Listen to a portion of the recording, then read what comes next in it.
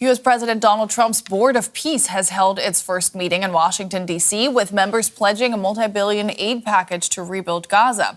Representatives from more than 40 countries attended the meeting 1 month after the group was officially launched. Trump said members have agreed to pledge $7 billion for a Gaza relief package, a fraction only of the estimated $70 billion needed to rebuild the territory.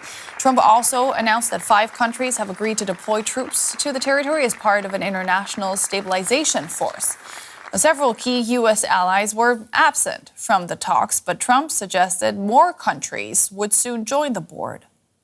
I believe it's the most consequential board, certainly in terms of power and in terms of prestige. There's never been anything close, because these are the greatest world leaders. Almost everybody's accepted, and the ones that haven't will be.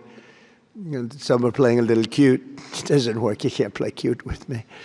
But they're playing a little bit. But they're all joining. Everybody, most of them very immediately. Now, the Board of Peace was originally intended to oversee a ceasefire and reconstruction in Gaza, but its mandate has seemingly expanded since, and critics see Trump's new council as an attempt to undermine the United Nations. The inauguration of the Board of Peace in Davos, Switzerland in late January. Donald Trump was not shy about its potential. This board has the chance to be one of the most consequential bodies ever created, and it's my enormous honor to serve as its chairman. I was very honored when they asked me to do it. The Board of Peace was originally supposed to be part of Phase 2 of Trump's Gaza peace plan, but now it's become a work in progress with an expanding mission. The draft charter now says the board will tackle conflicts the world over. There's a $1 billion fee to become a permanent member. The U.S. says 60 countries have been invited. An odd mix of world leaders. Israeli Prime Minister Benjamin Netanyahu, Belarusian President Alexander Lukashenko, Russia's Vladimir Putin, and Ukrainian President Volodymyr Zelensky, whose country is fighting a bloody war with Russia. Canada was invited, but Trump later took back the invitation. Indonesia, Saudi Arabia, and Turkey are joining.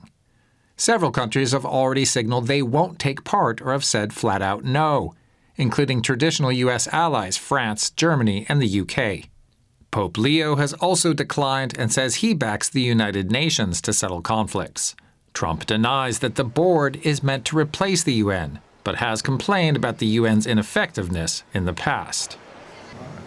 I wish the United Nations could do more. I wish we didn't need a Board of Peace. But there are worries that the $1 billion price tag means only rich countries can pay to play. A club imposing peace as it wishes. Earlier, I spoke to Yossi Mekelberg. He's a senior consulting fellow with the Middle East and North Africa program at Chatham House, and I asked him how much progress can really be made for lasting peace in Gaza without key players at the table, like, for example, the Palestinian Authority. Become a trend in U.S. foreign policy not to include Palestine. It happened in the Trump first administration when they announced the peace plan back then, and it was President Netanyahu and President Trump, and Prime Minister Netanyahu there, but no Palestinian representative. And this is just a repeat of the same thing. You can't have peace unless all sides that engage in this conflict are there and present and involved and engaged. And this is not going to happen.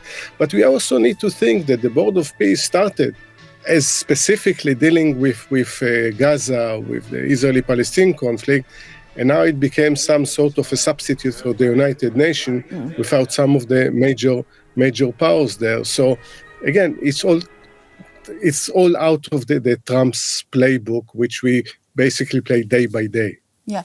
The countries who have joined the so-called Board of Peace, are they really interested in peace in the Middle East or just in staying in Donald Trump's good graces? Probably more the latter than the earlier. And you see, again, when you head to the Board of Peace, for instance, people that there is an ICC arrest warrant over their head, it's a bit bizarre. And that's not going to bring peace. I think, yes, Donald Trump should get credit, together with his negotiators, for bringing a ceasefire. But again, since the ceasefire, more than 600 Palestinians have been killed in Gaza.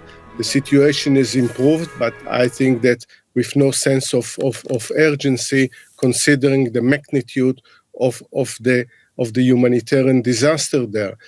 Not dealing, Israel banned, for instance, 37 international non-governmental organizations that deal with aid in Gaza from operating there. UNRWA was outlawed by Israel, and the future of it is bleak. So I think less photo opportunities, less ceremonies, less self-congratulatory, and more action on the ground that will see, a permanent ceasefire, end of occupation. Yes, Hamas is not armed, and moving into the political sphere, then into solving the Israeli-Palestinian conflict. Yeah, maybe very briefly, because we're almost going off air. How much do you expect this body to undermine the work of the UN? I think this is one of the aims of it, to present something alternative. The United States owe quite a bit of money to the UN. It's not going to pay. Probably some of the money will move there, and presenting something which a rival to the UN, but the Chairman Trump is going to make all the decisions. That's Yossi Mekelberg of Chatham House. Always great to have you on the show. Thanks so much. Thank you.